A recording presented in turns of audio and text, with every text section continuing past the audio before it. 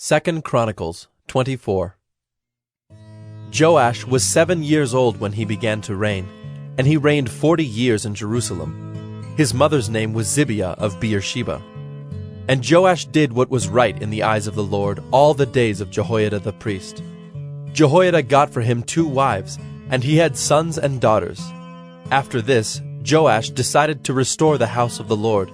And he gathered the priests and the Levites, and said to them, "Go out to the cities of Judah and gather from all Israel money to repair the house of your God from year to year, and see that you act quickly." But the Levites did not act quickly.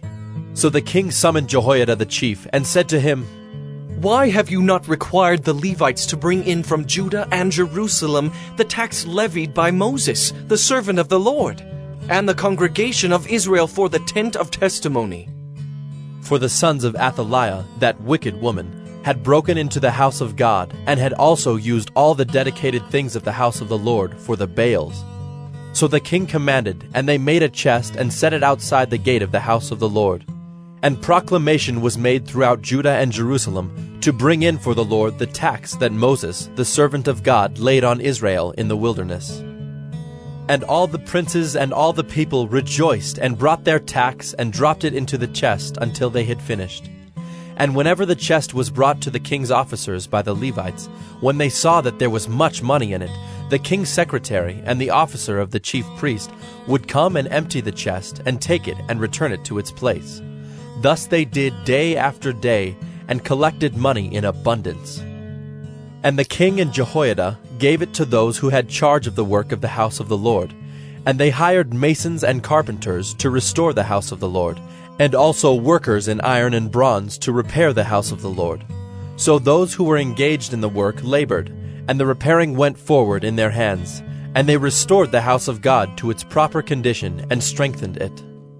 And when they had finished, they brought the rest of the money before the king and Jehoiada, and with it were made utensils for the house of the Lord, both for the service and for the burnt offerings, and dishes for incense, and vessels of gold and silver.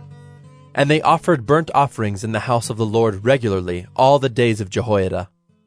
But Jehoiada grew old and full of days, and died. He was 130 years old at his death. And they buried him in the city of David among the kings, because he had done good in Israel and toward God and his house. Now after the death of Jehoiada, the princes of Judah came and paid homage to the king. Then the king listened to them. And they abandoned the house of the Lord, the God of their fathers, and served the Asherim and the idols. And wrath came upon Judah and Jerusalem for this guilt of theirs. Yet he sent prophets among them to bring them back to the Lord. These testified against them, but they would not pay attention. Then the Spirit of God clothed Zechariah, the son of Jehoiada the priest, and he stood above the people and said to them, "Thus says God, why do you break the commandments of the Lord, so that you cannot prosper? Because you have forsaken the Lord, he has forsaken you." But they conspired against him, and by command of the king they stoned him with stones in the court of the house of the Lord.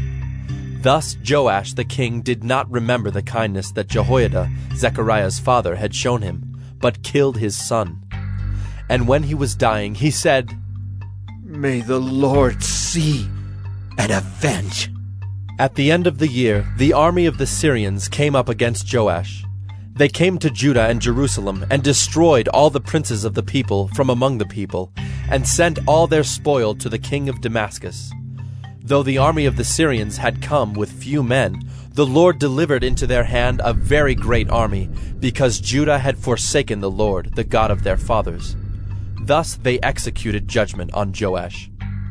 When they had departed from him, leaving him severely wounded, his servants conspired against him because of the blood of the son of Jehoiada the priest, and killed him on his bed.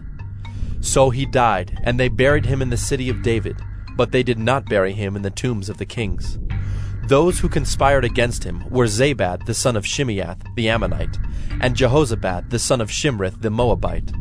Accounts of his sons and of the many oracles against him and of the rebuilding of the house of God are written in the story of the book of the kings. And Amaziah his son reigned in his place.